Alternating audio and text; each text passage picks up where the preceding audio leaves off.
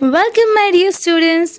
This will be an introduction lecture of your chapter 9, that is resources. Okay, so without wasting time, let's begin the video.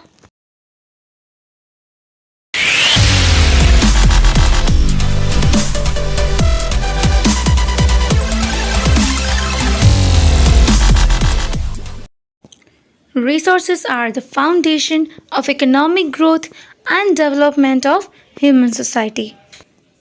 Now what is human society? Human society का मतलब होता है मानव समाज.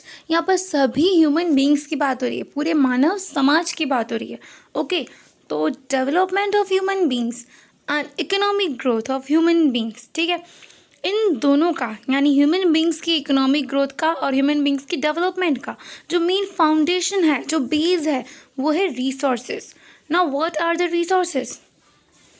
Which resources are there that we will discuss in other upcoming parts. Okay, but we are discussing now what are the resources.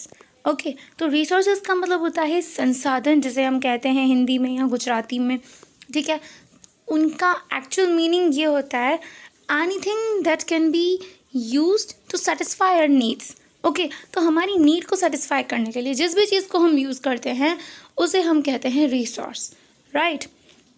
अब मैं आपको एक example देती हूँ. जैसे अगर वाटर की बात करें, ठीक है, अब नदी है और या तालाब है, पॉन्ड है, रिवर है, जो भी है, हमें जहाँ से वाटर मिलता है that can be called source of water. ठीक है, वहाँ से हमें वाटर मिलता है.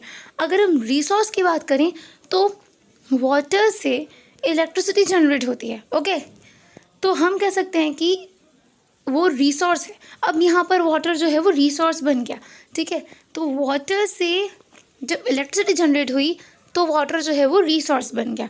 Now what we came to know that, as I told you, that resources are something that can be used to satisfy your needs, right?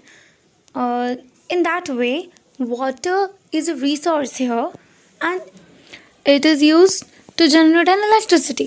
Okay, तो water जो है वो एक resource का काम कर रहा है हमारे लिए और हमारी नीड को सेटिस्फाई कर रहा है. ठीक है, इलेक्ट्रिसिटी की नीड है हमें और हमारी इस नीड को सेटिस्फाई करने के लिए वाटर का यूज़ किया जा रहा है. तो वाटर हमारे लिए रिसोर्स है. ठीक है, तो यहाँ पे ये पॉइंट क्लियर होता है कि रिसोर्सेज जो हैं वो हमारी नीड को सेटिस्फाई करने का काम करते हैं. ठीक है, तो इकोनॉमिक ग्रोथ के लिए, डेवलपमेंट के लिए रिसोर्सेज जो हैं वो कैसे फाउंडेशन है, क्यों रिसोर्सेज को बेस माना जाता है इकोनॉमिक ग्रोथ का, डेवलपमेंट का, वो सब हम इस चैप्टर में देखने वाले हैं. Our needs can be satisfied through resources. तो ये अभी हम ऊपर देख चुके हैं. ठीक है, हमारी जो नीड्स हैं वो सेटिस्फाई हो सकती हैं through resources. Many elements in nature can be seen while observing the surroundings. Okay, but they cannot be called resources. ठीक है, तो काफ़ी सारे एलिमेंट्स जो भी नेचर के हैं, जो आप देखते हो, जब भी आप नेचर को ऑब्जर्व करते हो ना, तो आपको बहुत सारी चीज़ें दिखती हैं, राइट. आपके सराउंडिंग्स में, आपके आसपास जब आप नेचर को ऑब्जर्व करते हो, अभी बारिश का मौसम चल रहा है तो काफ़ी ज़्यादा लोग होते हैं जो रेनी टाइम में, रेनी सीजन में ना नेचर को काफ़ी ज़्यादा ऑब्जर्व करते हैं. ठीक है, तो गर्मियों में वैसे हम नहीं करते, लेकिन अगर आप रेनी सीजन में भी ऑब्जर्व करना स्टार्ट करोगे तो बहुत सारी चीज़ें नेचर में हैं जो आपको दिखेंगी. ठीक है, लेकिन वो सभी रिसोर्सेज नहीं होती. Okay, when these elements are used by human skills to satisfy their needs, they are called resources. That means जो भी नेचुरल एलिमेंट्स हैं ऑब्जर्व करते टाइम आपने नोटिस किए, ठीक है, वो सभी जो हैं वो रिसोर्सेज नहीं हैं, बट उनमें से कुछ ऐसे एलिमेंट्स जिनका यूज़ होता है बाय ह्यूमन स्किल्स, ठीक है, टू सेटिस्फाई देयर नीड्स. अब इसका क्या मतलब हुआ बाय ह्यूमन स्किल्स? थोड़ा सा यहाँ पे टिपिकल लग रहा होगा, बट इसका सिंपल सा मीनिंग है कि अगर हम अपने उस एग्जाम्पल के साथ चलें, इलेक्ट्रिसिटी वाले एग्जाम्पल के साथ, तो आप इतना सोचो कि क्या पानी से इलेक्ट्रिसिटी खुद ही जनरेट हो जाएगी? नहीं. ओके, तो पानी से अगर इलेक्ट्रिसिटी जनरेट करनी है तो obviously you need human skills, right. अब जिस तरह से किसी मशीन को ऑपरेट करना है तो आप एक ऐसे ऑपरेटर को ढूंढोगे जिसे वो मशीन चलाना आता है, ठीक है। किसी भी नए इंसान को हम वो नहीं दे सकते ना बिना सिखाए। बिल्कुल उसी तरीके से यहाँ पर भी ह्यूमन स्किल्स की नीड है, ठीक है। तो जो भी वर्कर्स होते हैं, जो भी इलेक्ट्रिसिटी जनरेट करने के लिए काम करते हैं, उनकी जो स्किल है यहाँ पर उनकी बात हो रही है। हमारे अगर इस एग्जाम्पल को पकड़ के चलें तो जो भी लोग जो भी वर्कर्स हैं, जो भी लोग हैं जिनको ये स्किल आती है वो काम करेंगे, उसके बाद जाके इलेक्ट्रिसिटी जनरेट होगी, ठीक है। तो सीधा जो वाटर है, क्या उसने अपना काम कर दिया? नहीं किया। वो एक रिसोर्स की तरह काम आया, वो भी जब ह्यूमन स्किल्स उस पर यूज़ की गई, ठीक है। तो ह्यूमन स्किल्स और कोई नेचुरल रिसोर्स, कोई नेचुरल एलिमेंट है, उन दोनों का जब साथ में यूज़ होता है ना, तब हम कह सकते हैं कि वो हमारे लिए रिसोर्स है।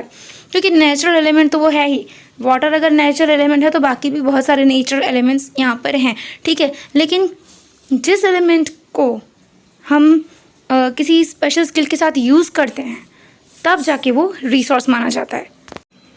आपने विंड एनर्जी के बारे में भी सुना होगा, ठीक है ना। उसमें भी कुछ ह्यूमन स्किल्स को यूज़ करके इलेक्ट्रिसिटी जनरेट होती है, ठीक है।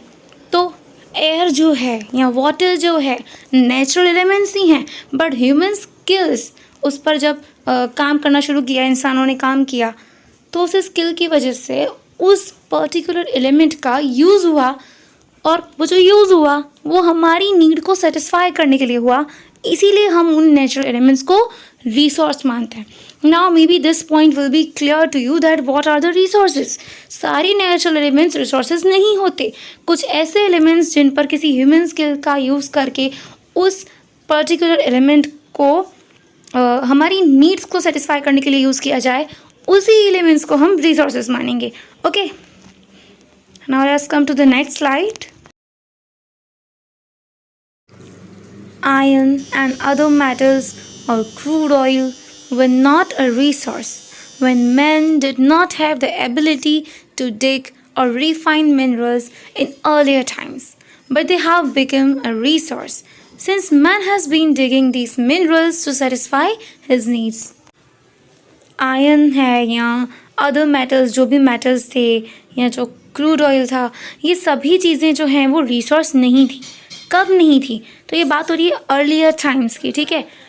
पहले के ज़माने की बात हो रही है जब ये चीज़ें रिसोर्स नहीं थी। अब क्यों नहीं थी?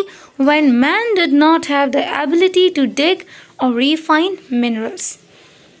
तो man did not have the ability मतलब इंसानों के पास एबिलिटी नहीं थी टू डिग और टू रिफाइन, मतलब ज़मीन खोद के अंदर से मटीरियल मेटल्स निकालना, ढूंढना, क्रूड ऑयल खोद कर निकालना या उनको रिफाइन करना, इन सब की एबिलिटी जब उसमें नहीं थी, ठीक है। ह्यूमन बींग्स में जब ये एबिलिटी नहीं थी, या फिर ये कह सकते हो कि जब उन्हें पता ही नहीं था या आता नहीं था, तो उस टाइम की बात हो रही है। तब ये चीज़ें रिसोर्स नहीं थी। क्यों? क्योंकि इन चीज़ों का यूसेज नहीं होता था ना। ये सब नेचर में तो थी, लेकिन इनका यूज़ करते थे क्या? हम इन्हें सेटिस्फाई हमारी नीड को सेटिस्फाई करने के लिए यूज़ करते थे?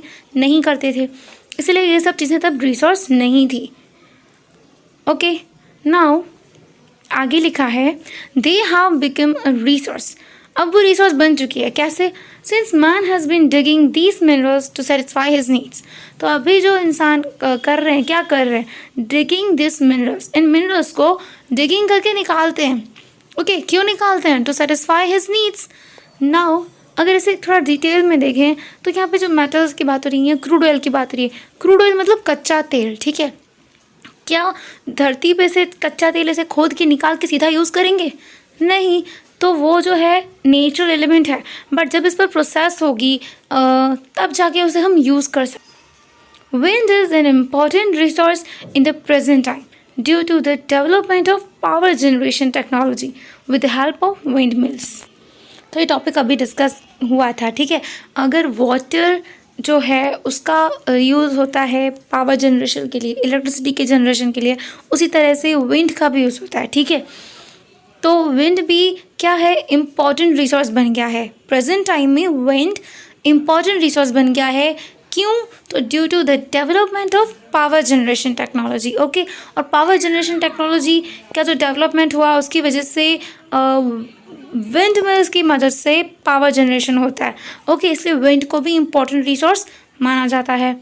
With the help of science and technology, many elements in nature will become a resource in future. तो यहाँ पर क्या कह रहे हैं?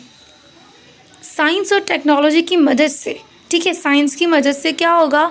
Many elements in nature, nature के काफ़ी सारे एलिमेंट्स जो हैं वो फ्यूचर में क्या बन जाएंगे? रिसोर्स बन जाएंगे। Types of resources. Resources are classified into two types on the basis of their formation. अब फॉर्मेशन के बेस पे जो रिसोर्सेज हैं उन्हें सिर्फ टू कैटेगरीज में, टू टाइप्स में क्लासीफाई किया गया है। First one is natural and the second one is human made resources. So we will discuss these resources, types of resources in other video lectures. Okay, so till then, take care and subscribe the channel if you like the video.